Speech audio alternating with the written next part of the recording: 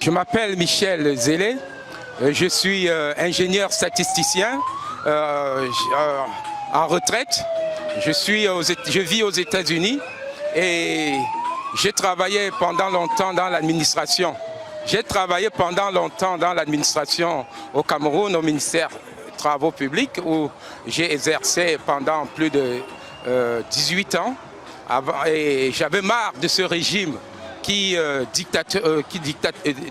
régime dictatorial qui ne laissait aucune promotion à ses cadres, surtout quand tu n'appartiens pas à leur clan, quoi. Alors moi, j'en ai marre et puis j'ai démissionné, puis je suis venu vivre aux États-Unis. Donc, la malgouvernance, la mauvaise gestion du pays qui m'a mis hors de ce pays. Et pourtant, j'étais bien formé pour venir aider mon pays. Et je suis dans la bataille depuis 1992. Nous avons soutenu avec Hamini Biele, nous étions dans l'UFDC et nous avons bataillé pour que Frunzi gagne les élections en 1992. Alors, je crois que je suis dans la bataille et tant que cela ne changera pas, je serai toujours dans la bataille.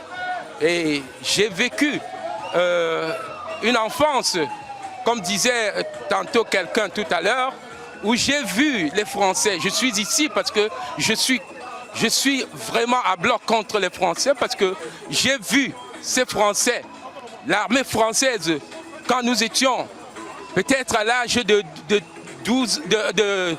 8 ans, 7 ans à l'école publique de Bafang, nous avons vu couper les têtes et exposer avec des cigarettes, des bouts de cigarettes, l'armée française qui coupait la tête des Bamileke et exposait.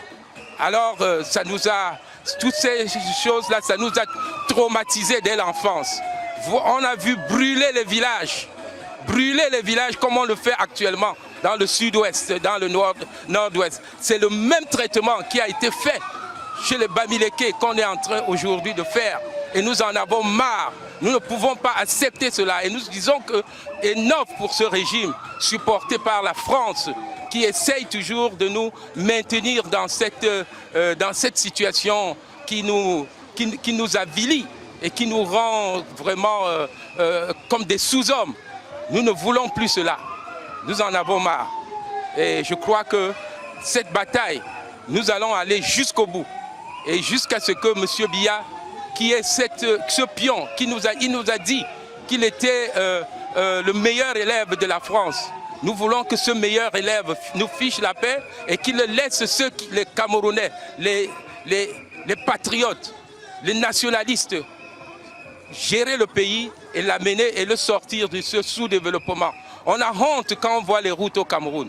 On a honte, j'ai même honte de dire que j'ai travaillé au ministère des Travaux publics parce que quand on voit les routes au Cameroun, ça nous fait honte. Tout est